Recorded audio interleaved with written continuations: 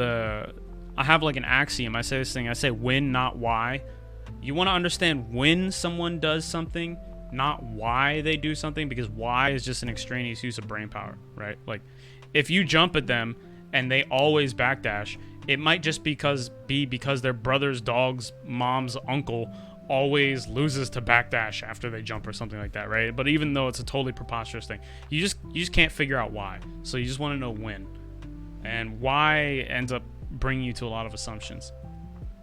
Anyway, we have this replay review template, right? Now, the way this goes is it starts out with just general notes, right? Usually I'd watch the replays on 2x speed, right? When you watch over a set of replays, firstly, I do not recommend at all watching replays right after you played them unless you're looking for something specific, right? If you're trying to figure out, use your replay to like assess your gameplay or try to figure out how you can improve or what you're weak at or strong at, I recommend letting them sit on ice for a little while, at least 1 or 2 days, and watch your replays in like a whole session. So, you know, if you game every day for 3 or 4 hours or 2 or 3 hours or whatever, turn one of those sessions you'd be playing online into a replay session and just watch them in a big chunk, because the main strength of replays is helping you identify large patterns in your gameplay, right? So for example, if you have like a weakness anti-airing in general, it's going to be really hard to tell that just from 1 or 2 replays, right? But if you watch 5 or 6, you'll definitely be able to see that as a pattern. So anyway, the review template goes, it starts off with general notes. Watch the replay at 2x speed. Like watch the whole set or, you know, whatever at 2x speed, and just look for general things that was going on, right? Just big patterns. It doesn't matter if it's good, bad, or in between. Just write down things you notice, right? And then going game by game. When you go game by game, or round by round, you can do it 2 ways. You can do it hit by hit, or you can do it situation by situation. If you feel lost, like, I don't know what to look for, like, what am I doing? Look at it hit by hit, right? So every time somebody gets hit, you know, pause it, step back, you know, do the back scene thing, and just look for what led to that hit. How did they get hit? That will help you grab some traction looking at the replay. And then at the end here, I have this recommendation section, right? This is just like, okay, what I want to focus on out of here. And ideally what you want is you want just 2 things. You just want one thing you were good at and one thing you want to improve on. And then after you identify those things out of all this, right? This practice section, you want to list practical, realistic ways, specific ways you can try to develop on these skills, right? So, for example, if you go through and everything you list, out of everything you list, you just want to pick anti-airs, right? So you type, okay, the thing I want to focus on is anti-airs. In the practice section, you're gonna put something like, go into training mode, make X character jump in this way, and then anti-air them specifically with this or specifically with that, right? You want actionable steps. This is the hardest part, but this is the part that will help you improve the fastest, figuring out actionable steps. Because it's one thing to say, oh, I just need to practice AAs. It's another thing to say, okay, I'm going to go into training mode and I'm going to make Akuma do air fireball really high up. And then I'm going to make him do air fireball really low. And I'm going to see what my options are. And then when you find the best option, you're like, okay, I'm going to practice this. I'm going to emulate this situation out of a real match and then practice it in training mode, right? That's the template. So let's start working on the template. What's today? What is it? 07, today 15? Everyone better than me is a tryhard with no life, and anyone worse than me is a 13-year-old scrub. I respect that.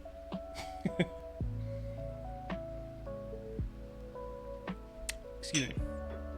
Alright, so this is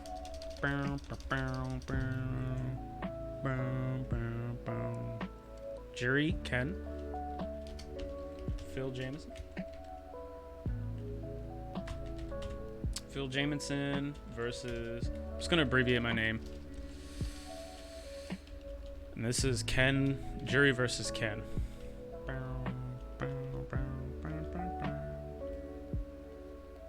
Banning anyone who calls you out.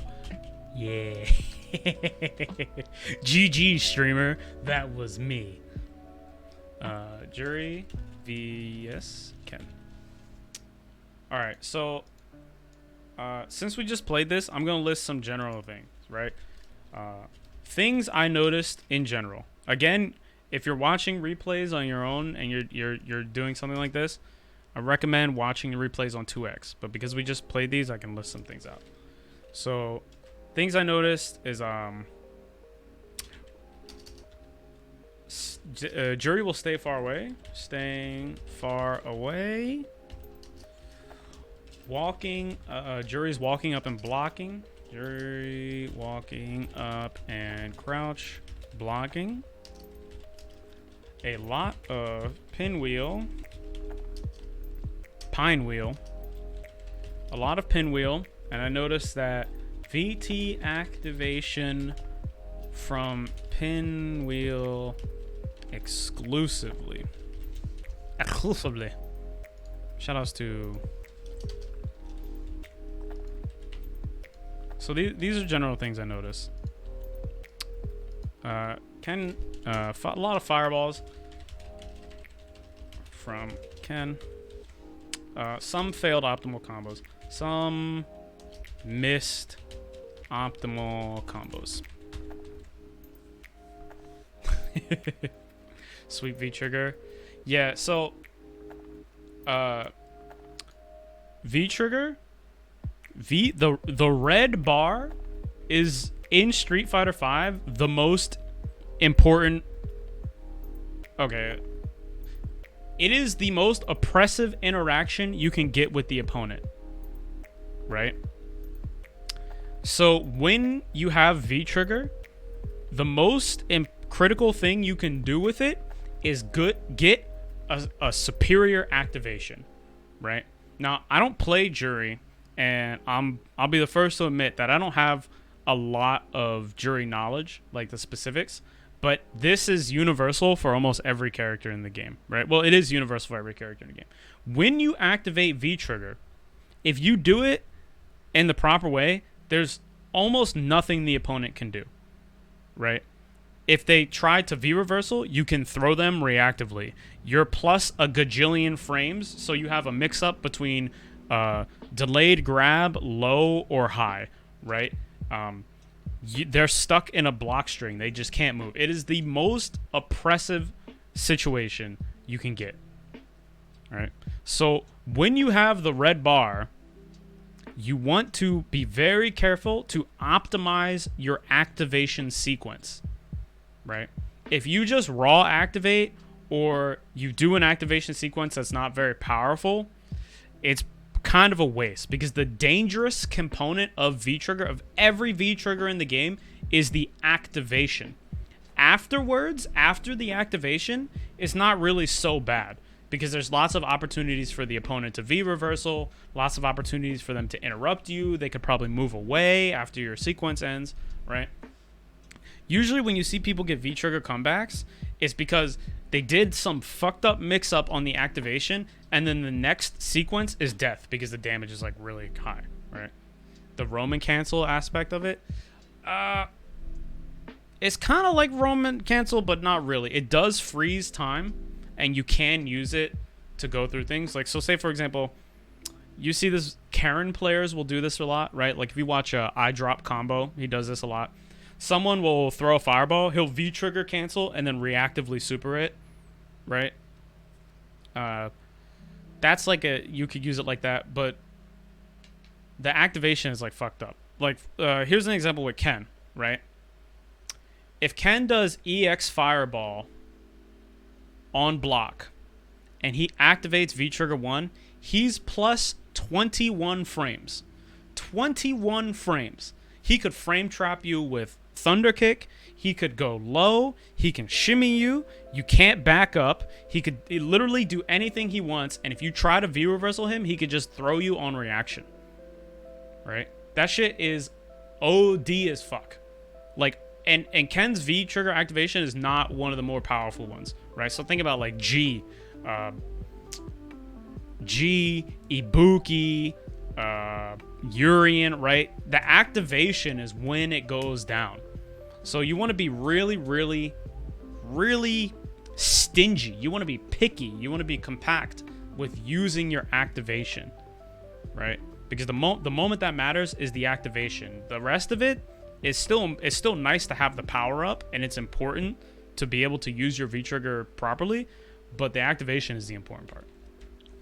All right. Not to get off track, but that is really important. All right, let's look at game one. Let's look at game one. Oh, when you watch a replay, always turn on these inputs. Super, super important. Okay. Pinwheel. Speed up a little bit. Okay. All right, all right. So this move. Let's go back. This move, this hard kick move, is really good versus Ken, but on the tip, right? So you want to swing this move. You want to swing this move, but you want to be careful not to do it too close because it is punishable, right? So this is not a bad option to go for in neutral.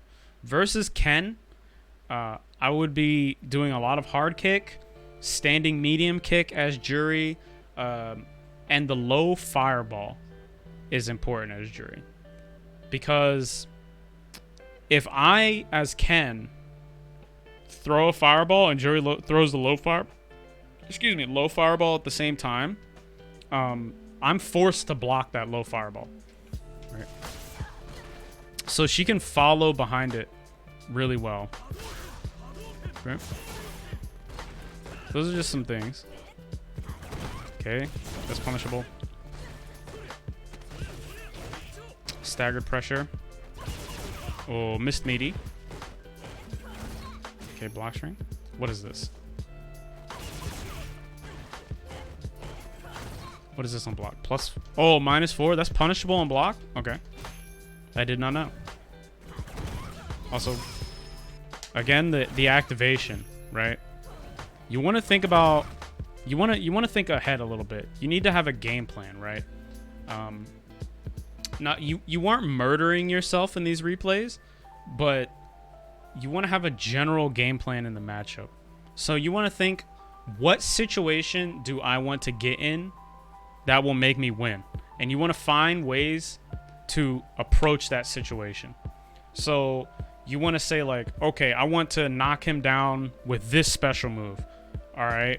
I want to find a sequence that leads to that special move. Okay, what does that sequence start with? Oh, it starts with a normal attack. Okay, well, how can I get into range for this normal attack, right? You want to build a strategy out of these kind of pre-canned sequences you have. So while you are playing and you kind of know what you're doing, right? There's clearly like not really a super potent game plan going on. You're just kind of throwing stuff at the wall and seeing what sticks, or at least that's what it looked like to me. All right, throw here. Okay, so this activation is +9, right? What could Juri do if she's +9, right? This throw is a little bit early, I believe. Okay. Yeah, there's no follow-up sequence here, right? So you're walking a lot, but you have Feng Shui Engine. So maybe you didn't want to waste it. Maybe you weren't exactly sure what you're gonna do with it, but you activate V-Trigger just to go back to what we were doing before. So it's V-Trigger might as well not be on, right? Big walks. Walking towards the opponent is usually the best way to approach. but you have to mix it up with other options. Right? So if you only ever do one thing, even if it's the best thing, it's not really going to work out. So mixing in some dashes, mixing in some jumps, mixing in some raw medium kick specials, the 2 kicks she has that are advancing forward, especially in V-trigger mode where you can continue to combo off them with Feng Shui Engine, or block string off of them with Feng Shui Engine, would probably help you advance what it seems like you want to do here, which is get in an aggressive position, right? You're moving up to an aggressive position, but then you're not following with it with anything advantageous. So a lot of times you're just walking into me, right? That was a wild whiff punish. Logan. Okay. Sweep. The reason I don't attempt to do anything here is because I believe she can continue to Feng Shui Engine after that. I'm not sure. So here again, this is another example of what I was talking about, where it's like, all right, I know I want to be close, but what am I gonna do, right? So you move up, right? You're in an advantageous position. You could hit stand medium kick. You could go for I don't know, a medium punch or something, but you just sit down, right? What is the purpose behind this? All right, this is the hard part of the game, right? This is like the difficult part of the game. But when you do this, what is it gonna get you? Because you are ideally you only want to take actions that are gonna get you into a good situation, right? So you move up and you're sitting, and then you're just like, okay, what's he gonna do, right?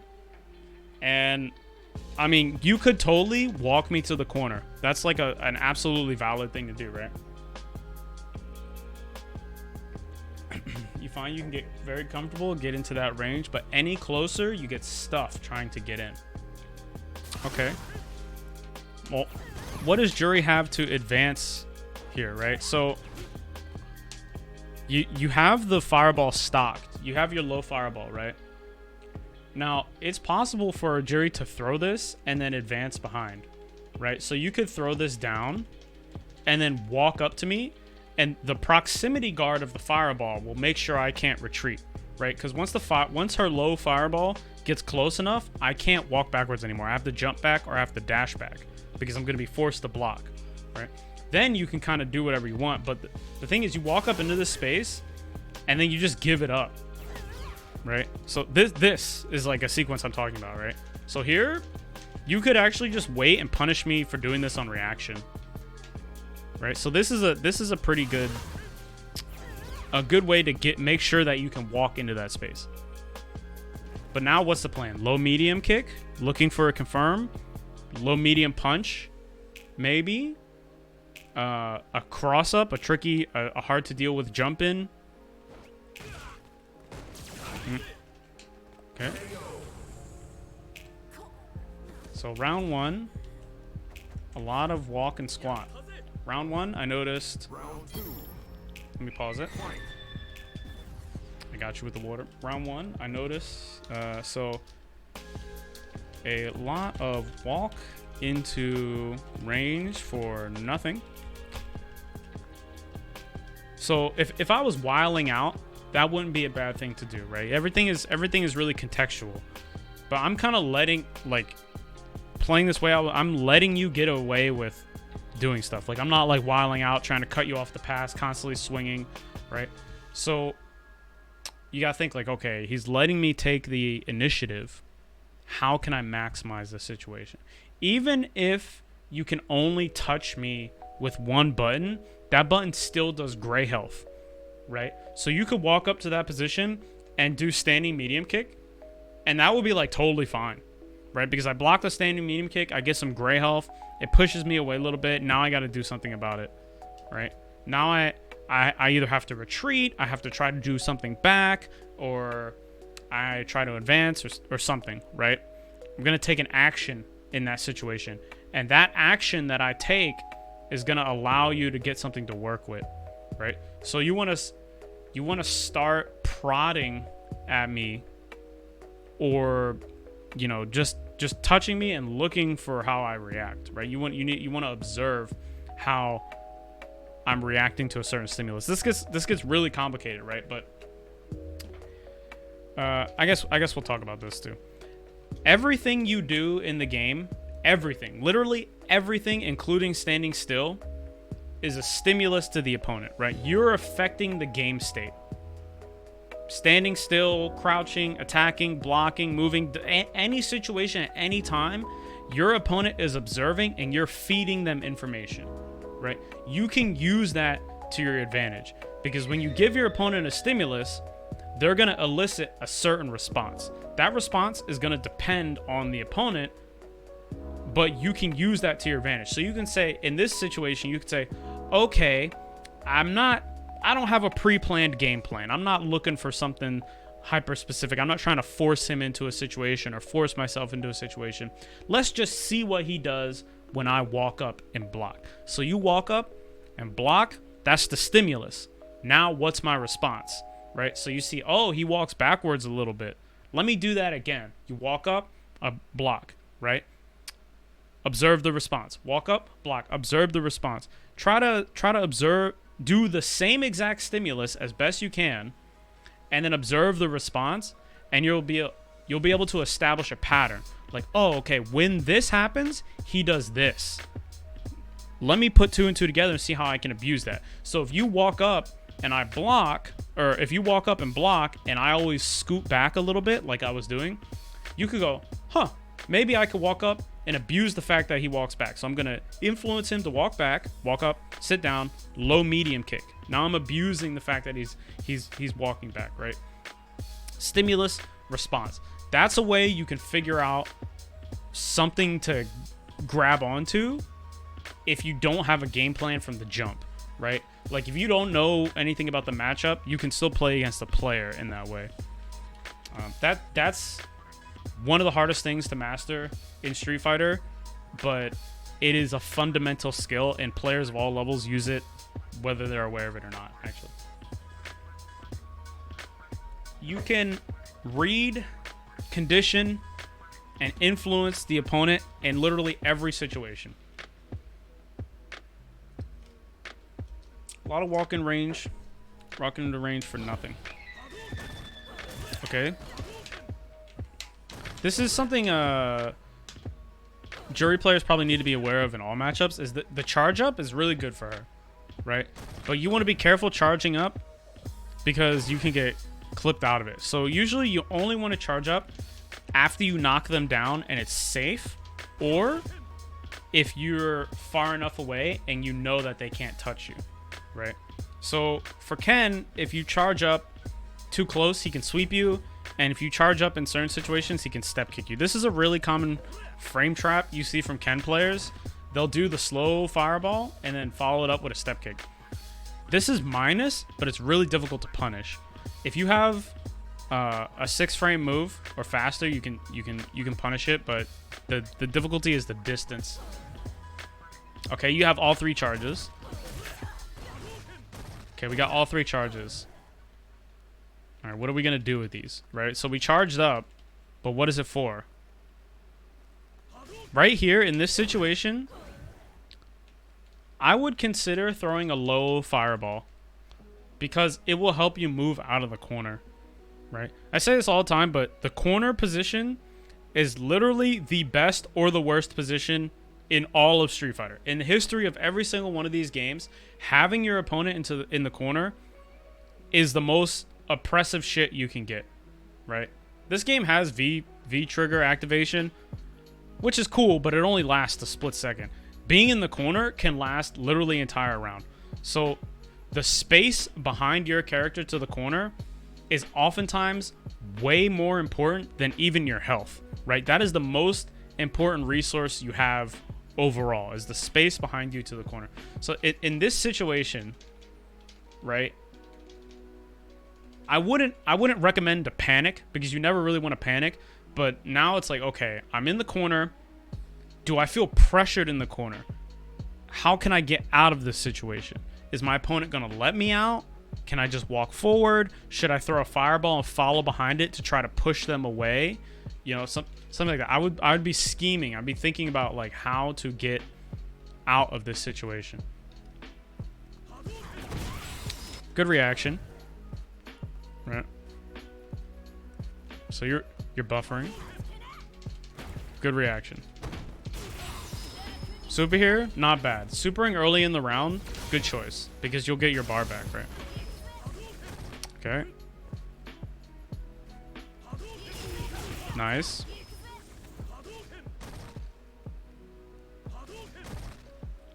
You really focused on getting around the fireball. And that's the main thing I'm doing, right? So countering, getting around the fireball, not a bad choice strategically, right? To put your focus here, to spend the brain energy on getting around this, I don't think it's a bad choice because I haven't switched off of this, right? I'm not really presenting any other real threats except for fireball uppercut. But there are some ways that you're not dealing with this, right? While you can use the flip kick and you can use the V skill, which are both really good for getting around fireballs, you could also throw your own fireball back. You can neutral jump. You could jump forward. You can do the charged double kicks, which will go through and punish me on the other side, right? So while focusing on it, I think is strategically good. The variety of options you're showing here is a little bit limited, which allows me to do things like, okay, I set my fireball up. I'm pretty confident he wants to do pinwheel over top, and I know he doesn't have V-trigger charge. So I either throw my fireball, he pinwheels, I can uppercut him because I'm just going to buffer afterwards, or I throw my fireball, I buffer, he does a charge up, backdash, blocks the fireball, or he gets hit by the fireball, right? So even though my fireball is not paying off super duper good, it's still being enough of a nuisance and your options are limited enough for me to understand that, like, hey, I can keep doing this and eventually it will work out. Okay. Shenanigans. Some matchup specific stuff. Ken's run is always minus. So if you see Ken run, you should always hit a button. And while he's running, he's in a counter hit state, which means that even if you hit jab, you're going to get the additional +2 frame advantage from counter hit. So say, for example, if your jab was +4 on hit, when you counter hit them, your jab is going to be +6. This means that even if you react late, if you react with jab to Ken's run, you get to do like jab, stand medium or something like that. You get an enhanced counter hit specific combo.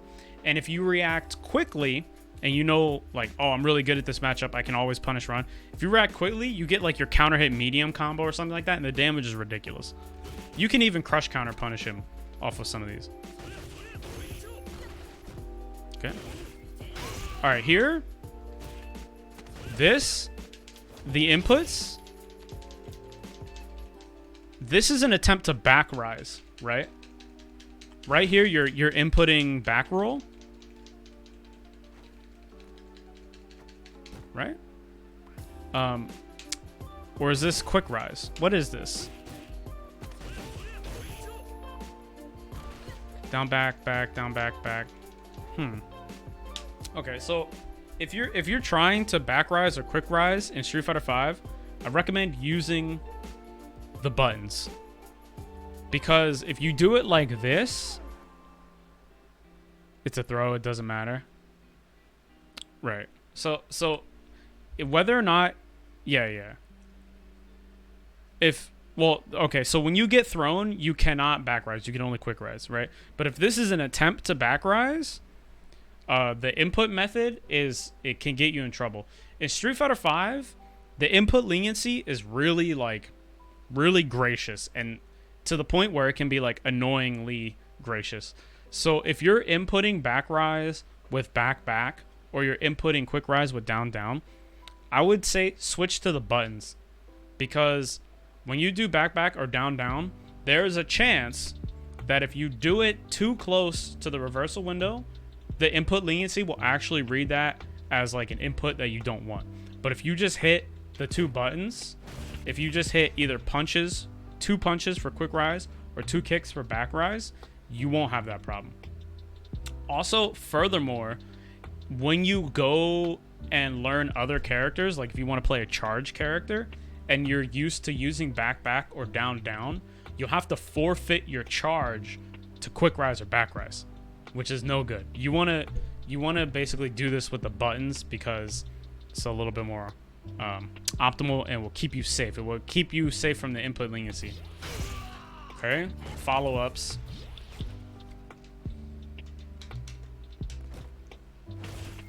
Okay. Alright, Ken throws. That was just dropped. Yeah. It'd be like it do. It'd be like it do.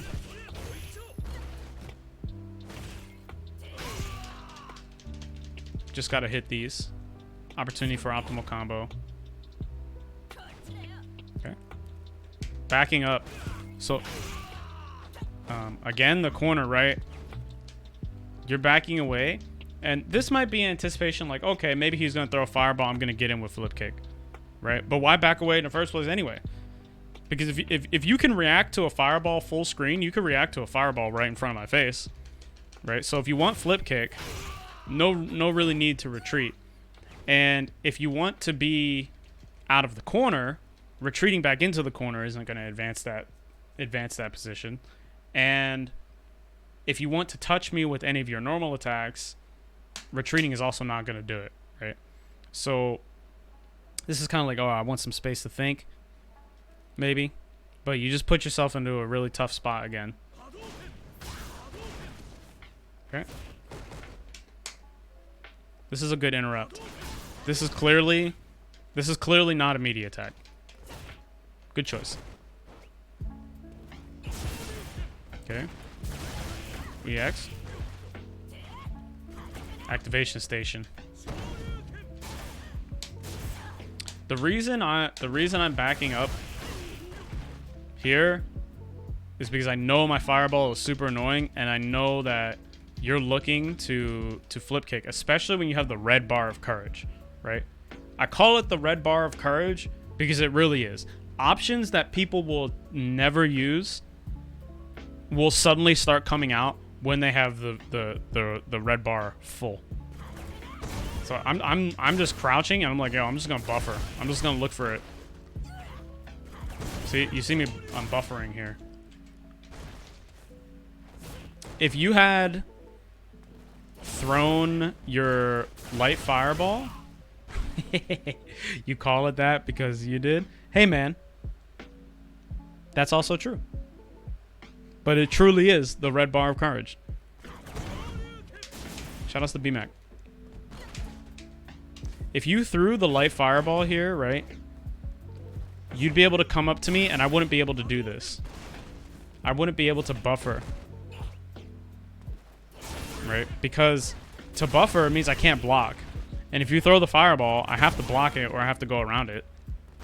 Right?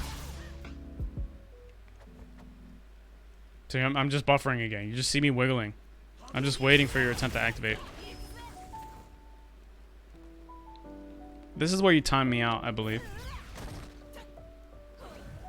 Now, playing the clock to your advantage is a good choice because I have to do something. You have the health lead. So I have to take an advancing option which could potentially open me up, right? So strategically, not a bad idea. I like it. And you're holding on to the V trigger, right? So when time gets low, you could do an activation sequence on me that's like a really long block string and timer scan me. Or if I start doing a crazy amount of pressure, you could V reversal if you wanted, right? So not a bad choice at all to play it cool right here.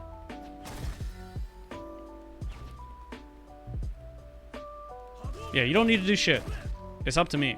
This is punishable. This is Ken's step kick is punishable in block. Nice. Could have killed me right there. Just combo stuff. Right here, you could have activated and then just killed me. Now I can't do anything. Not getting up right there. In this situation... He doesn't need anti-Kentech. I'm all about anti-Kentech. So in this situation, you see... I throw you, right? The time is super duper low. Here, do not quick rise. If the time is low and you're intentionally playing the timer, the best thing you can do is stay down on the ground, because it's going to take a whole second. It's going to take a whole nother second off the timer. So there's 3 seconds left, right? What could I do? I could overhead into an EXDP combo, maybe, right? But only if I have enough time. So right here, you could have just laid down and the timer would have went off.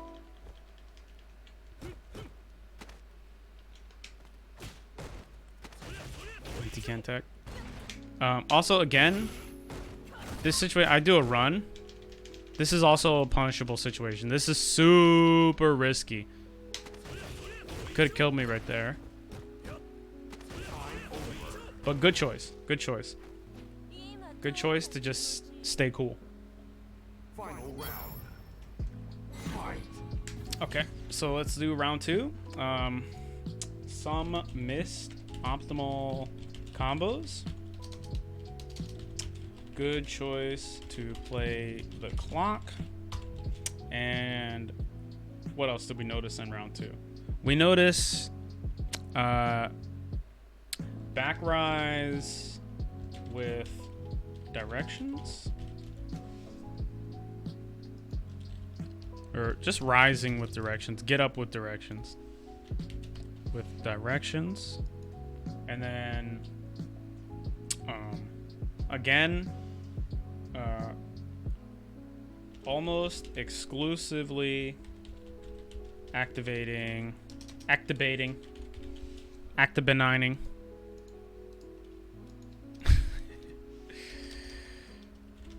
Activating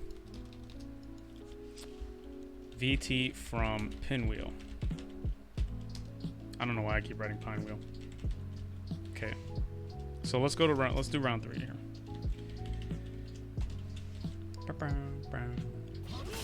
Hadouken. Let me turn this back on.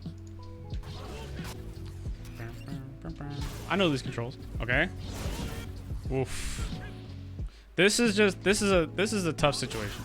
After you get hit with a fireball, most likely, unless you got hit in the face, unless you got hit point blank, your opponent is going to be plus, which means that they're going to be able to act before you.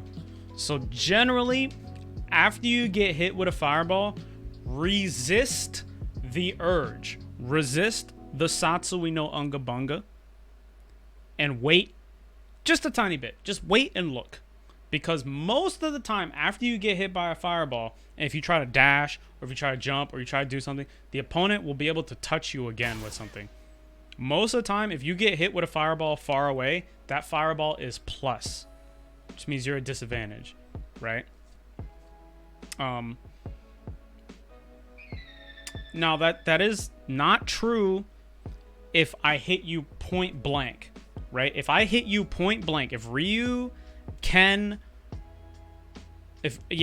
or Ken hit you with a fireball point blank, is going to be punishably minus, right? It's going to be so minus you could punish it.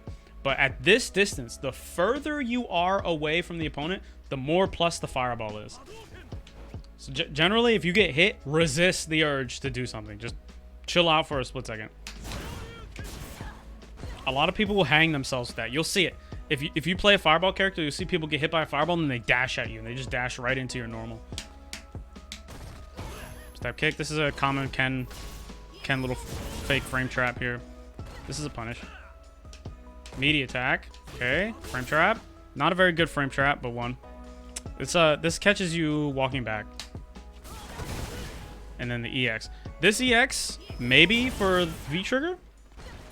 Right? So you get the red bar of courage. Shout outs to BMAC. I move away. Here's the punish. When your stun bar is up, right? This is sometimes a difficult decision to make, but you want to think about using V reversal, right? You want to think about, how can I get my stun bar down? Because so consider this situation, right? Your stun bar is filling up. You can see it, the opponent sees it, right? This is the stimulus. The stun bar is up. Now you get to tell if your opponent is thirsty for the stun or not.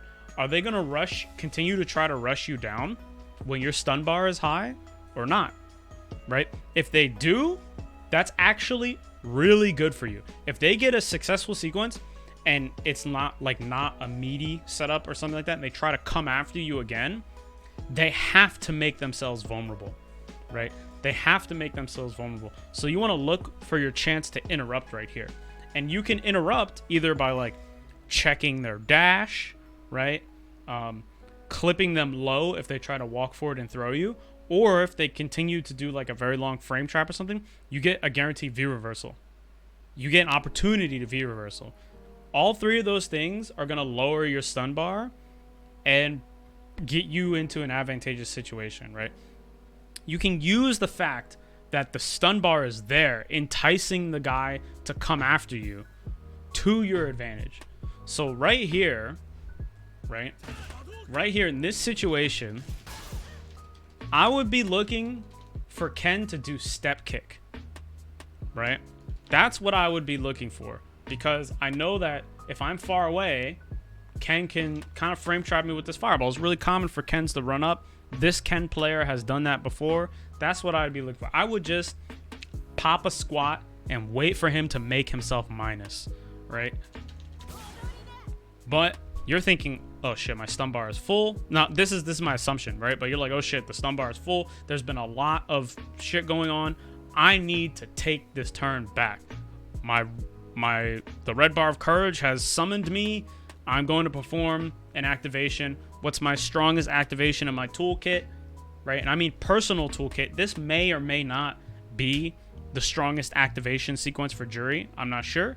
But for you, I believe that this is like the primo activato. So you go for this, and because I retreat, you end up just getting reactively DP'd here, right? It's really easy to get overwhelmed. I have this problem personally a lot. When the opponents just go, go, go, go, go, go, go, go, go, go, go, you're just like, fuck, I gotta do something. Ah! Right?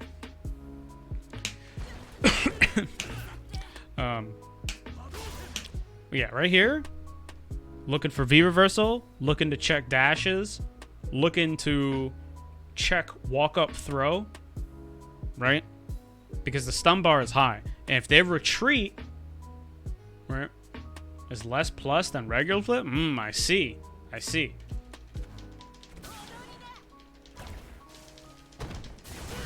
I see. This is just an unnecessary action right here, right? Strategically,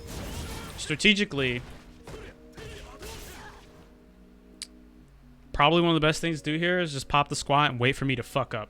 Because if I want to get back on top of you, I have to take something that's going to be vulnerable. Right?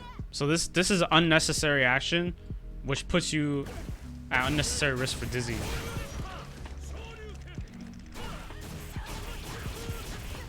Okay, and then here's a meaty.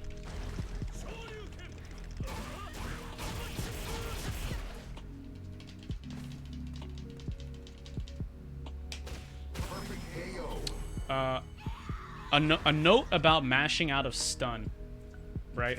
When you mash out of stun, there's two ways you can go about it. You can do something intentional, or you can do the washboard technique, right? So when you do something intentional, this means that like I'm gonna do my super motion over and over and over again. I'm just gonna input super, super, super, super, super. So if they fuck up their stun combo or they miss you coming out of stun, your super will come out and you'll hit them. You'll see a lot of people do this with DP, right? The second way to mash out of stun, which is way, way, way faster, but a little bit trickier to manage, is to just washboard, right? And what I mean by washboarding is literally just take your hand or your thumb or whatever and just wash the controls. Like just watch the controls. Just mash over everything as fast as possible, and then turn the stick a bunch of crazy directions. You can mash out a stun super duper fast, and if you do it properly, you definitely will catch a lot of people off guard. But when you're mashing there, you're doing like up forward, up back. That doesn't really get you anything. You know what I mean? So even though it's kind of a minor optimization, there are still better ways to mash out of stun. So round 2, let's over aggressive when stun is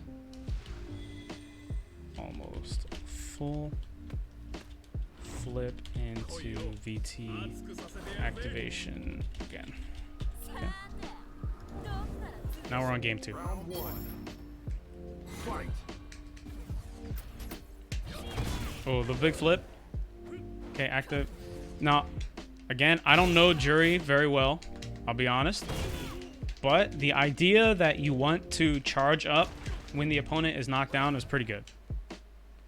You want to charge this up and then do something with it. Like, having it is really cool, but what is it for, right? A little bit of a combo drop.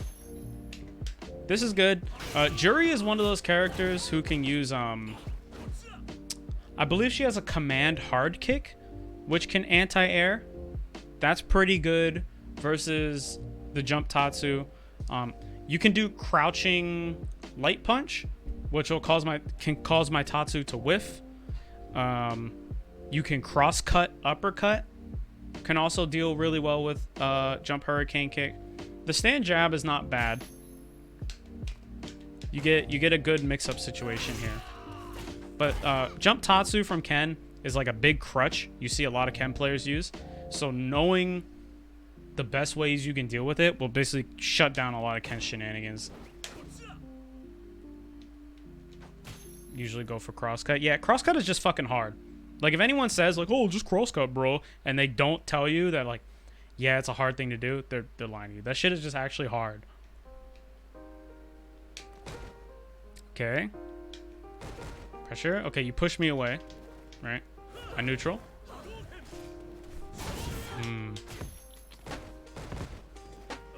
Here I'm in this situation, I'm thinking throw some fireball back, right? Because what's gonna happen here is if you threw fireball back, I'd have to. Well, maybe you might be a little bit late. I wouldn't have went for the third charge. You definitely want to be careful jumping over the slow Shoto fireball because they get to do dash up. If you neutral jumped, I could have dashed twice, right? So honestly, the combo moves for Juri, I don't know how important it is to have them ahead of time, or if you can like get them in the combo. But in this situation, you could maybe use the charge, the up kick of the charge to try and negate some fireballs too, right? Because this will negate fireballs, so you didn't need to do this maybe immediately, right? But right here, since you can't clash it, I would say just blocking is probably the superior option, because it's not like the chip is gonna kill you, right? It's really dealing with fireballs is pretty tricky, and you usually want to mix up the options. You usually want to cycle through most of the options your character has to deal with fireball, because even though anti-fireball options are really, really good in this game, they all have a counter. You know what I mean? And if you get predictable with it, or if you do something slow like this, you could get yourself into a little trouble. Okay, here's a meaty attack. Ken, this is a Ken matchup stuff. Ken gets to meaty after heavy uppercut, right? Like in combos, or if it hits like this, he gets to do run up, down, medium punch. But if you do a back rise, if you hit 2 kicks, he gets way less options. He gets way crappier options. if Ken ends his combo in uppercut, you usually almost always want to back rise. The only time you would want to quick rise if you're trying to mix him up, right? Like, because you want to mix up between no rise, quick rise, and back rise. To keep the opponent on their toes. Like, oh, you're not going to be able to do the same meaty setup to me every time, because most characters do not have universal setups. You have to pick the one that responds to whatever. So with Ken here, I'm running up and doing the setup that works on quick rise, and then if you back rise, I'm trying to reactively adapt myself. Like, oh, I gotta time another button, hold up, right? And that's when you could get away with things like wake up jab, stuff like that. But anyway, generally, if Ken hits you with DP, you want to back rise, because he can get some really messed up 50-50 situations if you don't, and he gets guaranteed meaty. Okay.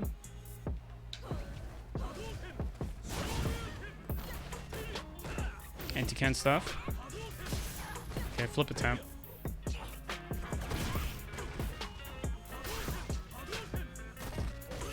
There's that fireball frame trap again. I say frame trap because it's not really a frame trap. It's pretty wide, but it's just annoying and difficult to deal with. If you're super on point, you can interrupt it, but I don't recommend trying it from very far away. It's different. It's a little bit different every time due to the frame advantage of the fireball. It's tricky. So I would just wait and then try to figure out what you can punish the step kick with. Ikuze? Huh?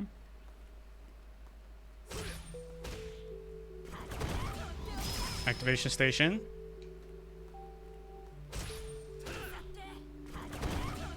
So here, ideally, you want an activation that's gonna let you reactively throw me Vira Wrestling, right? So you want to be looking for this, and hopefully your activation route is plus enough to where you can punish this. Now, universally, all characters in the game, every single character, when you block their V reversal, it's -2. If their V reversal hits you, it's +2, right? So right here, since you do not have an invincible attack, if you press a button, Ken will counter hit you, right? So here, you press a button, I'm +2. I can act 2 frames faster than you can. Counter hit.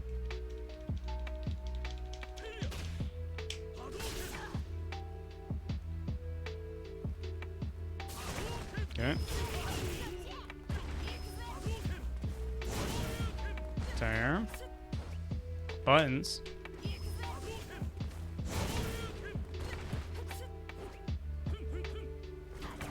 Okay. Man, when she's in feng shui, she gets to throw unlimited fireballs, right?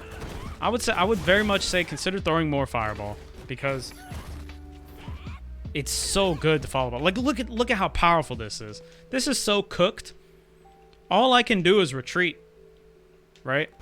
You can react to anything. If I let you get away with this, they use up the timer super fast though. That is true. That is true. But I would say, I mean, if you want to get in, right? You don't need the V trigger to kill me, right? This is a good way to approach in neutral, you know. Warn not to use them in V trigger because they go so fast. That's also true.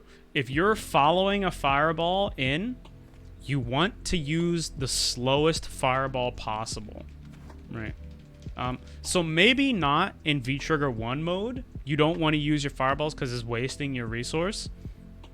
But in general, like in general in the match, I would say consider doing this a lot more, because as Ken, dealing with this is really tricky. You can follow behind it. If I try to jump, you get to anti-air me on reaction. If I can't move forward because then I'm dealing with the fireball, so I have to retreat. So the worst case scenario is you throw light fireball and I throw a fireball back and you just get to block it. Or I could walk back and you get to push me towards the corner, right? So this is a nice way to advance behind the fireball. I would say consider doing this more. Even but maybe not in V-trigger mode, right? Because you're holding on to these stocks. You're charging these stocks up and holding on to them. And it's like, well, why did we charge them in the first place, you know? Try and keep your VTs for as long as possible so you can convert stray hits and neutral into cute stuff. Yeah, that sounds tricky, right? But that is the power of Feng Shui Engine. You basically, after the activation here, because I landed a successful V reversal, you let me get away, and it's difficult to get back in. All right. So this whole situation started this, like, oh man, my V trigger is getting wasted. This all started from this V reversal. All right. Boom. This leads to every subsequent situation. Right here. So this is the root of the problem, right? How can you activate and prevent the opponent from V reversaling, right? Because every character is gonna have one of these. You're gonna, like, the V trigger activations are so fucked up. You want to look and be like, okay, well, how can I hit my activation so I can stop him from V reversaling, right? Because if you can force your opponent to be able to do nothing, like to only be able to invincible reversal, man, you're just gonna rip them in half, right? The mix-up is gonna be so cooked.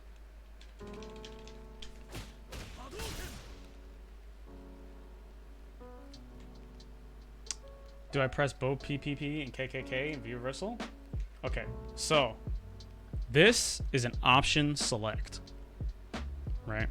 Now, using it in this situation would not really give me the utility of the option select, but I just do it as a habit, right?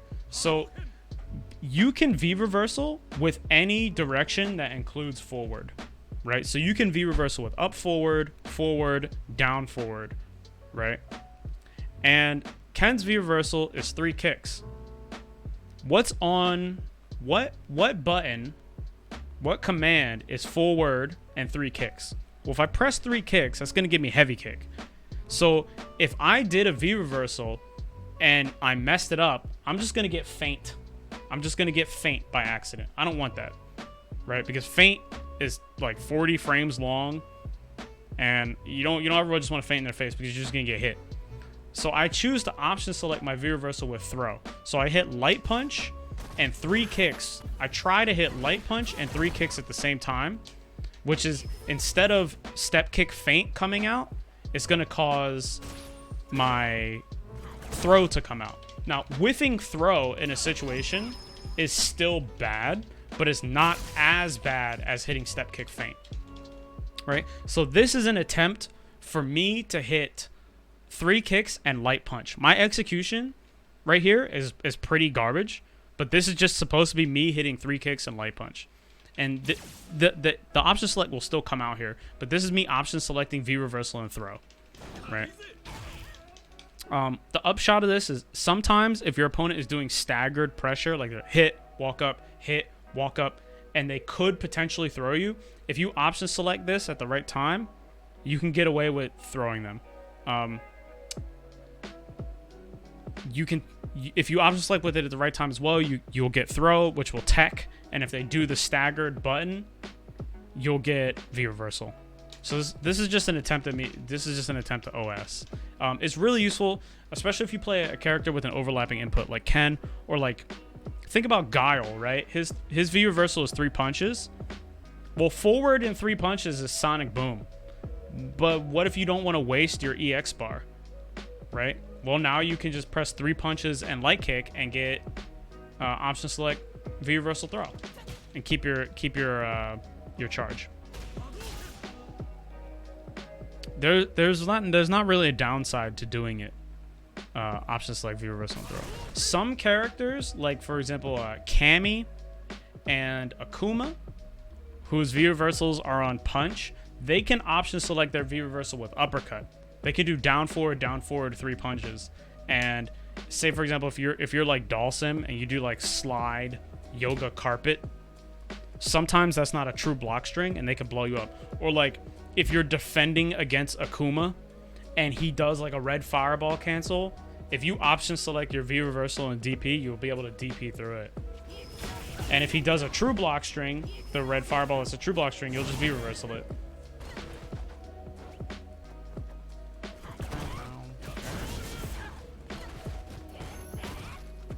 That. Okay, falling behind the fireball is nice. That was a good reaction. Nice anti-air. Okay. This is another thing you see a lot of players do is this wiggle. Right? So I'm not really taking advantage of this because I'm mostly just focused on throwing fireball and shit here, right? But this wiggle back and forth. So when you see players wiggle back and forth, they move back and forth, they do it to entice their opponent to hit a button. And you know the same way when you shimmy someone, you walk up and you walk back, and it's like, oh shit, he's close, I want to throw, and then they throw. You can do that at the range that they can hit you a button. So you could walk up to maybe like the middle of the screen to maybe like right about where this mouse cursor is. And you could walk up to here where the mouse cursor is and then fade back and entice me to hit a medium kick. And if I mess that medium kick up, you could whiff punish me, right? That's what the wiggle is for. It is a very, very intentional action. You'll see a lot of people will wiggle back and forth at a distance just like this. That doesn't do anything except for potentially get you closer to the corner. Because if I had advanced here, right, you're giving up space for free. So you wiggle back, I could scoot forward. And then if you wiggle back again, I can scoot forward again. And all of a sudden, we're way closer to the corner than we were before. This is not really going to come into play until you become like a very advanced player. But this is a bad habit that you might want to consider trying to nip at the bud, right? Wiggling back and forth for no reason can, like, if you played against like a Daigo or like Justin Wong or Punk or Smug or, you know, one of those godlike players, right? They would just eat this up. They would just move forward and you'd be like, why the fuck am I in the corner? Wait a minute, why am I in the corner? They cornered me so fast. It's because you did it to yourself. And that a lot of people will get themselves in trouble with that wiggle. You really only ever want to back up when you need to back up or it's super duper intentional.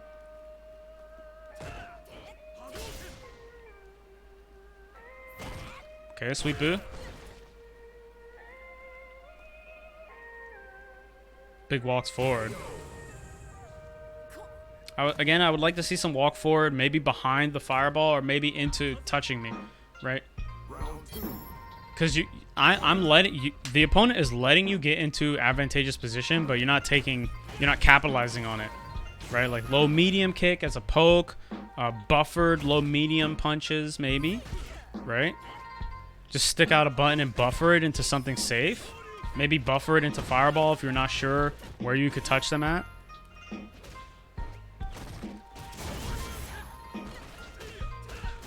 Oh, good. Okay, I retreat here. I let you out. Activation chance. Missed it. This is punishable. I'd be careful doing this if you're not attempting to activate up close. The only time I really see Juri players, the limited amount of Juri experience I have, is they use it like Ibuki would to try to hit the tip of Hadouken. So I'll throw Hadouken, they'll hard kick and try to crush counter me. Unsafe. It's unsafe very close. Okay. Just blocking it out, walking back.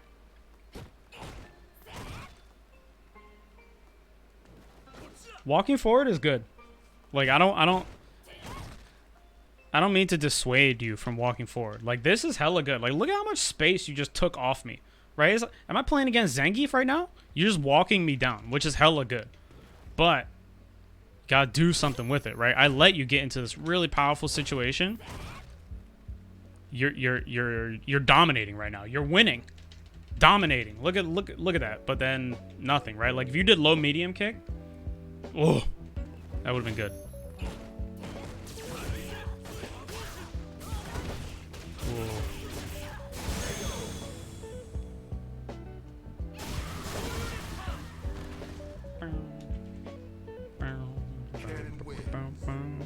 Let's go to our thing. So this is game 2, round 1.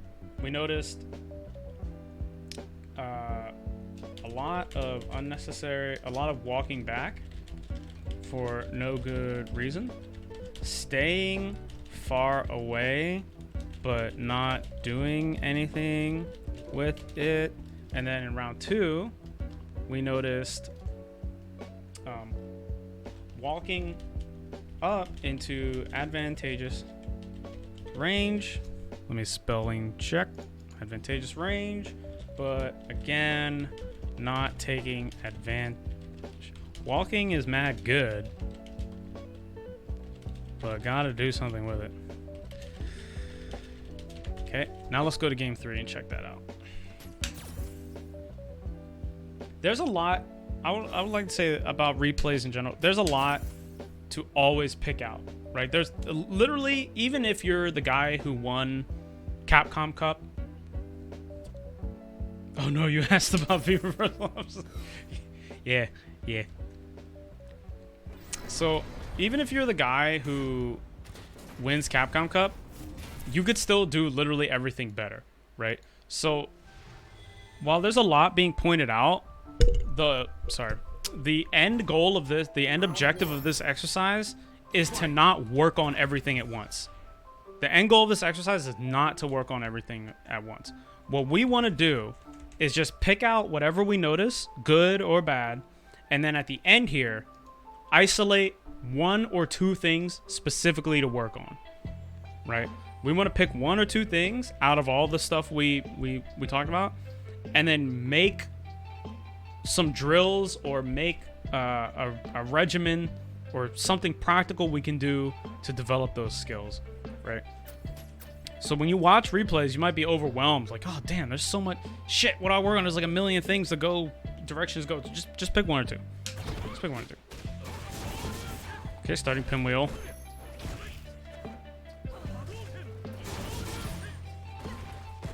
Corner city. Activation station. The follow-up. There's no attempt to punish here because I'm afraid of getting clipped by the follow-up. But I still think you should have followed up, because if you don't follow up, I get away, and the tough situation has been coming towards me, right?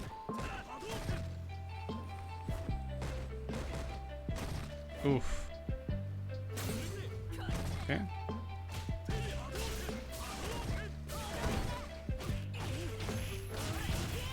Okay, we have the corner. Just messed it up. Again, here you can see I do that option select. So this time, instead of getting V reversal, I get throw. You can see over here, I'm going to circle it with the mouse. I end up getting throw in this situation. I recommend doing this.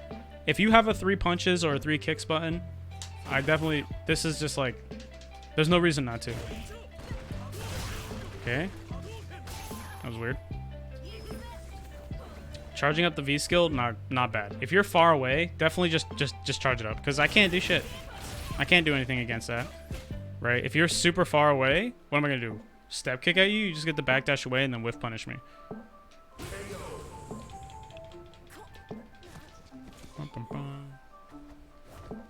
Okay, so over aggressive with wheel kick. That's what I noticed right here.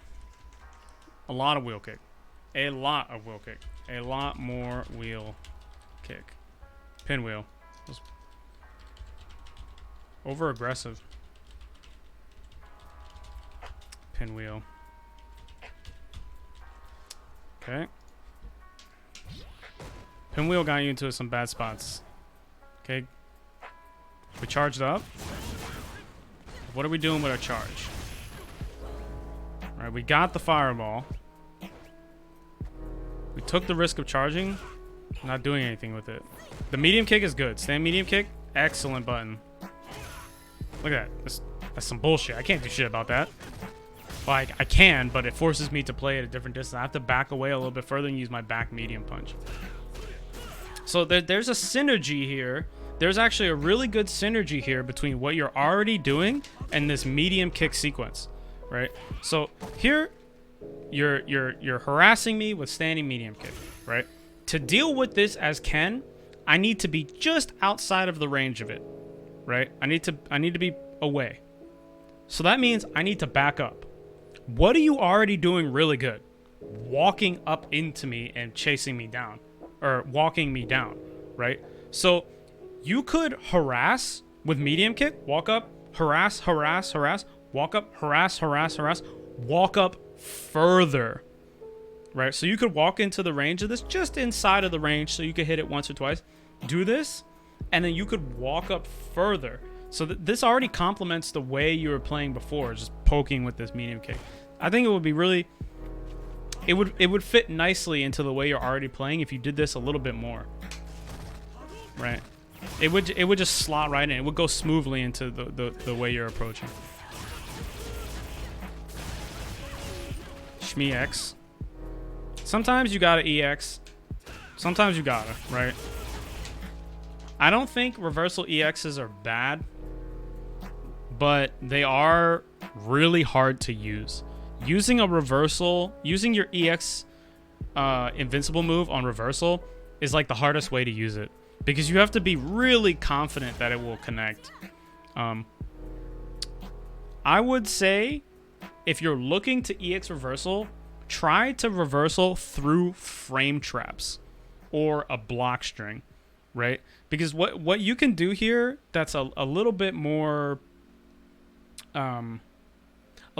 conservative and a little bit more safe is you can use a delayed tech, right? So another defensive option you could choose here is this delay tech.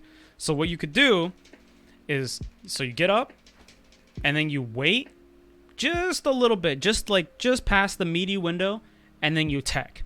If I do a meaty attack, your delayed throw press will not come out because you'll be stuck in the block stun of my meaty attack, right? If I attempt to throw you as a meaty attack, you'll tech it. You'll tech it at the end of the throw tech window, right? Because when you throw, there's a certain amount of time you have to tech the throw. I believe it's either 5 or 7 frames. I could be wrong, but it's something like that. You have a window to tech the throw in, right? So if you hit a delayed tech right here, you'd end up being able to block my meaty attack, and then your throw tech won't come out.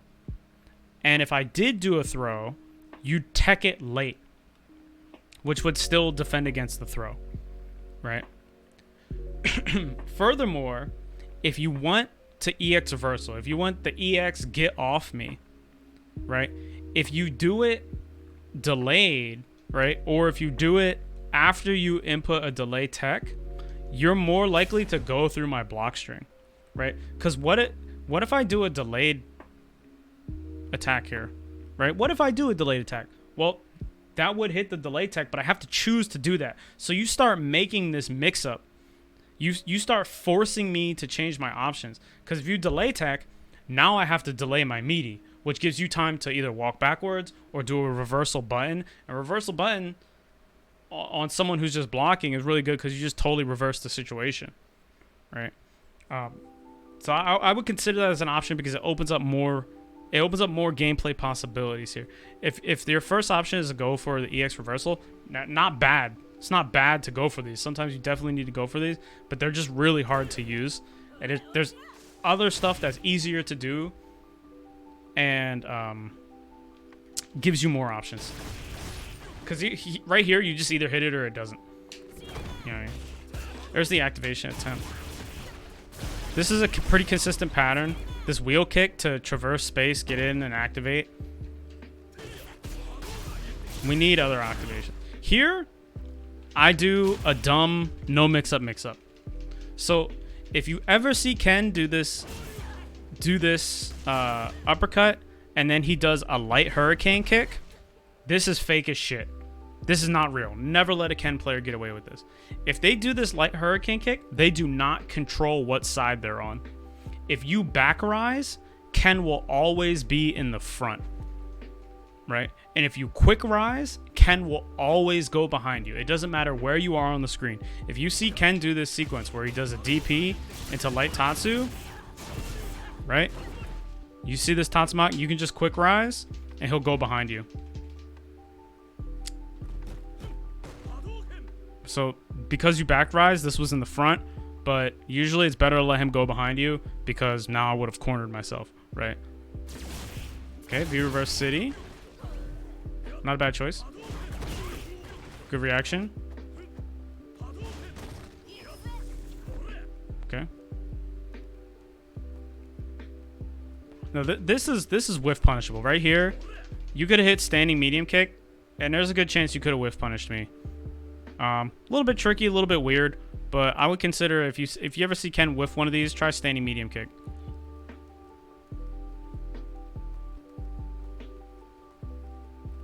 Okay, not bad. Not hanging yourself. That's good. Neither of us is going crazy. Oh, opportunity chance to. That could have been the game right there.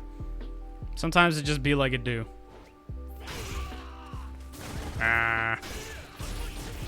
Sometimes it be like it do. So we notice over rush with pinwheel, optimal. CC confirms, miss, confirm. Confirm. What else? Good walk up, but still nothing behind it. Good walk ups, but nothing behind them. Nothing behind them. Good semi kick. I believe this was round 2. Use more. Okay. All right. Let's go into training mode. Right. Let's pick Juri versus Ken. So, what do we got? What do we got overall? We got a lot of walk-ups. A little bit over-aggressive with pinwheel. Whenever you get V-trigger, you go for pinwheel a lot. Dealing with Ken's fireballs. So I recommend using more LK fireball in neutral game. Let's see. More sand medium kick as a poke. Consider crouch medium punch as a poke. These will complement the walking forward you already do. Practice CC confirms. Practice CC confirms. So this is actually not too much. These are basically the same. Basically the same thing. Less pinwheel. Pinwheel. All right, so how can we practice these, right? How can we practice these? So first thing is load up training mode. Ken matchup knowledge. I'm gonna write Ken matchup knowledge right here. This will develop over time. Load up training mode. And pick Ken. Try out his moves. See what is plus or minus.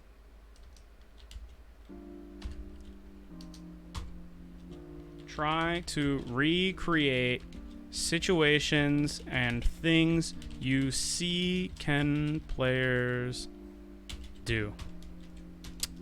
So we're gonna load up Ken players. Ooh, Ken players.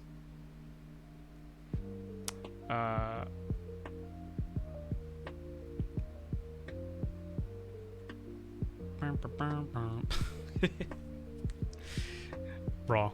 Load up training mode and practice Juri's optimal CC punishes. If you block on wake up, you win. That's also true. That's true. But I mean, eventually Ken players are going to be so scarred. I'm actually lying to you. Chem players are always just going to embrace the Dark Gunga, but you know, just for the sake of the argument, let's just say sometimes Chem players won't do EX reversals. Practice Juri's optimal CC punishes until you can do them effortlessly. All right, practice them for 10 minutes at a time. No more, no less. Okay, so I have here, as something specific to practice, is we're going to load up training mode, right? We're going to load up training mode, and we're going to practice Juri's optimal CC punishes, right? We're gonna load up and practice our CC punishes until you can do them on both sides effortlessly. But here's the catch, right? Only practice for 10 minutes at a time. No more, no less. Right? So practice, go into training mode, set the dummy to crush counter, practice the combo for 10 minutes, like set a timer for 10 minutes. When that 10 minutes is over, take a break. Stop practicing.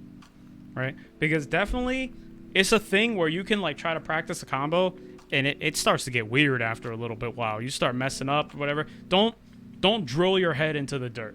Just 10 minutes of combo practice a day is more than enough to be a combo master. Right? You could be Sakanoko 10 minutes a day. All right, what else did we want to practice? So we got the CC confirms.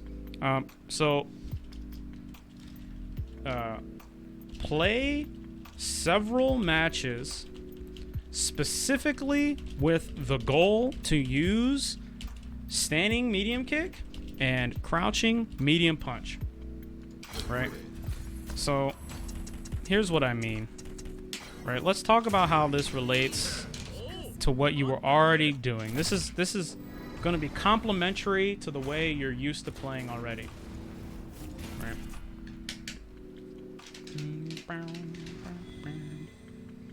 Okay. So you walk up to about right here and then you pop a squat. Right? Walking is good. This is probably the most efficient way to traverse space. Right? It's the least risky. You have a lot of options from it. Right? And if your opponent lets you walk up, that's great. Walk up, do some of this. Right? Do this. You can activate here, and then, you know, I don't know what Juri can do, but you get something. You've got to get something, right? Maybe that's not the best activation route, but it's a possibility. You walk up and do this, right? This is going to achieve two things, right? So firstly, this is going to let you touch your opponent, right? Now, when you touch your opponent, you're going to be able to see what they're going to do. This is going to give you some room to work, right? And the second thing that this is going to do is this is going to influence and encourage your opponent to deal with this button by possibly walking away. So if you can get someone to walk away, this complements your ability already to walk forward. Now you're pressing them into the corner, right? If they choose to retreat here, you can just carefully walk them forward, and eventually, by just doing this and, you know, walking them to the corner, not only you get a little bit of gray health, maybe you get some hits, but you're already really good at walking and blocking. Walk and block them to the corner. Now you're in the best position in the game, right?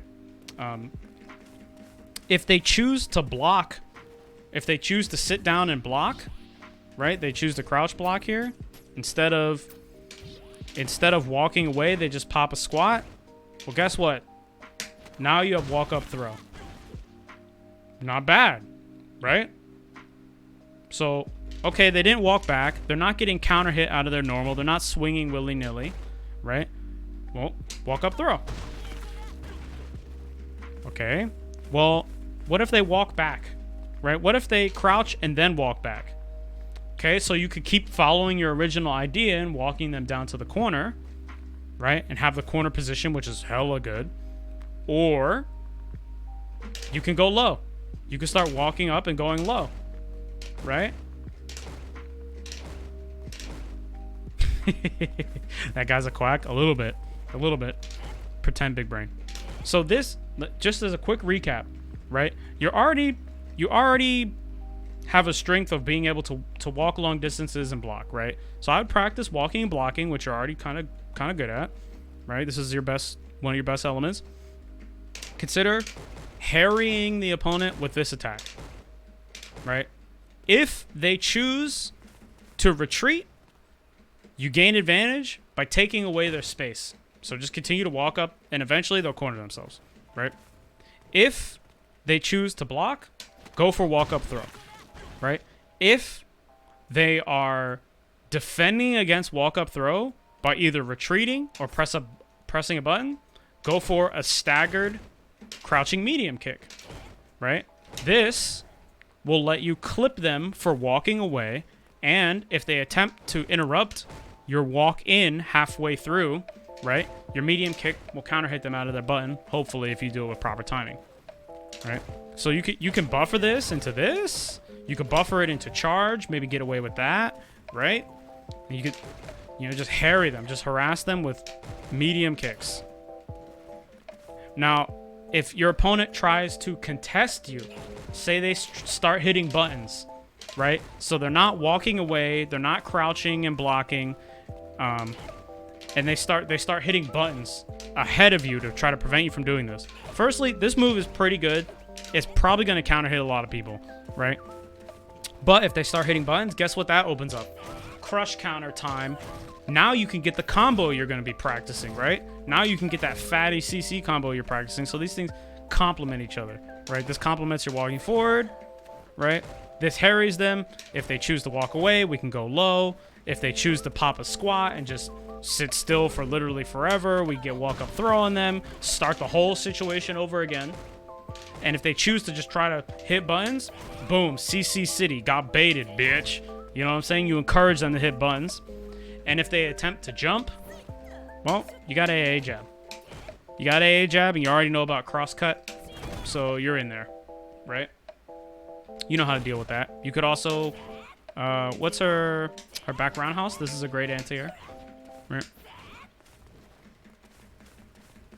So this is for matches, right? Stand medium kick, crouch medium kick. Let's just say crouch medium kick. Now, crouch medium punch is a poke I see Juri players use a lot too. I would consider looking into that, but don't put too much on your plate, right? Just pick a few things, right? This is not a bad poke. You can buffer this, right? This is just buffer it. Not a bad poke either. Walking up and poking is going to complement the things you're already naturally doing.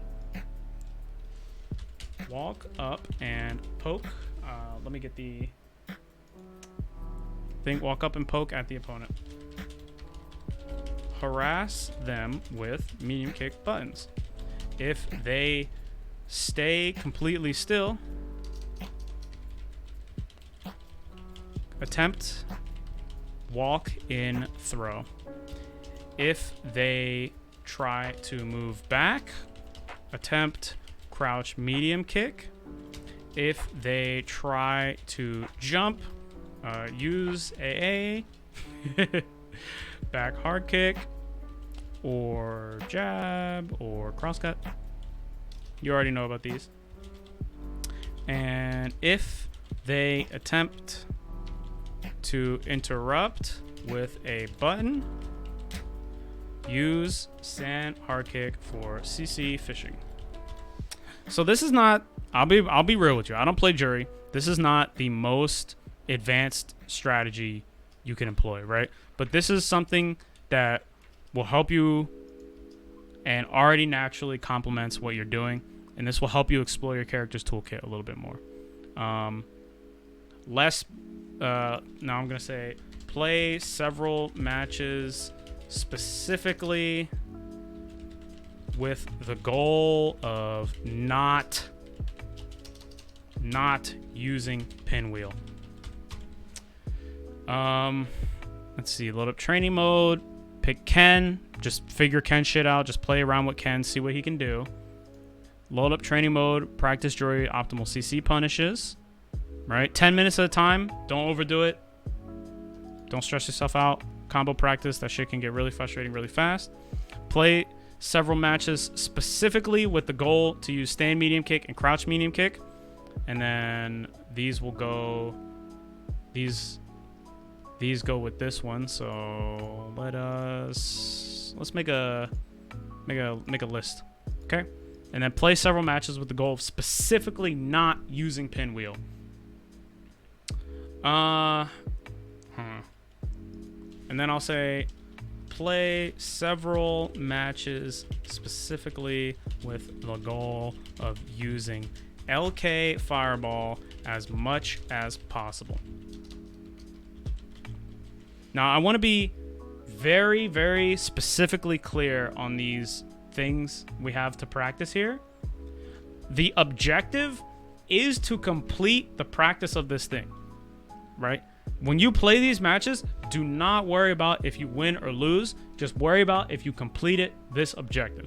The way you want to look at this is like reps, right? Like if you go to the gym and you lift weights, not every day do you do your personal best, right? Not every day are you putting up 400 pounds on the bench press, right? Sometimes you're just repping 135. And you know that every time you press out another bench press, you're increasing your max even though you're not doing the max. You see what I'm saying, right?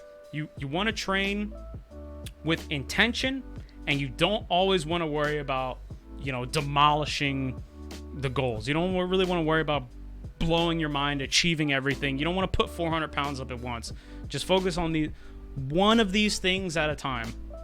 Just practice one of these things at a time, and you'll be putting in the reps. And eventually, you'll see the results in a week or two, depending on how much you play, of course. I think we came out with a lot more. Usually, I would only recommend trying to find one or two things, but we came up with 1, 2, 3, 4, 5 things specifically to practice. I really wish I knew more about Juri specifically so I could offer something super specific. Like I could write down what the optimal CC combo is, but I'm sure you could find it. I don't know if the Juri Discord is like not just pornography, but maybe consider the Juri Street Fighter Discord. You can always ask in any of the various Street Fighter Discords. I'm sure somebody can source you those combos, or you might just know them. I think that's it. It's not allowed. Yeah, female character discords are a meme. Are there any specific questions you would like to ask me about the matches we played, or Juri versus Ken, or about like Street Fighter in general, that I can try my best to assist with? Because right now I think that this is pretty good. These are pretty good notes, I think. Right? So let me save this. Let's save as to the desktop. This is Philjamenson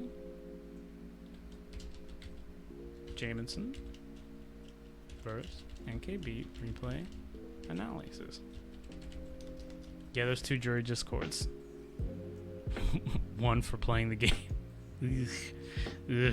Juri is a DeviantArt character. So I'm going to upload this document to this Discord. This is the Discord I run. All these replay reviews, I upload the notes to the Discord, and I'm going to cut this VOD. So later, maybe today, maybe tomorrow, I'm going to cut this VOD and I'm going to upload the review to YouTube. This is not, I'll be real with you, I don't play Juri. This is not like the most powerful review I've ever done, but I hope it can be of some assistance. Yeah. Yeah, if you have any specific questions, please ask.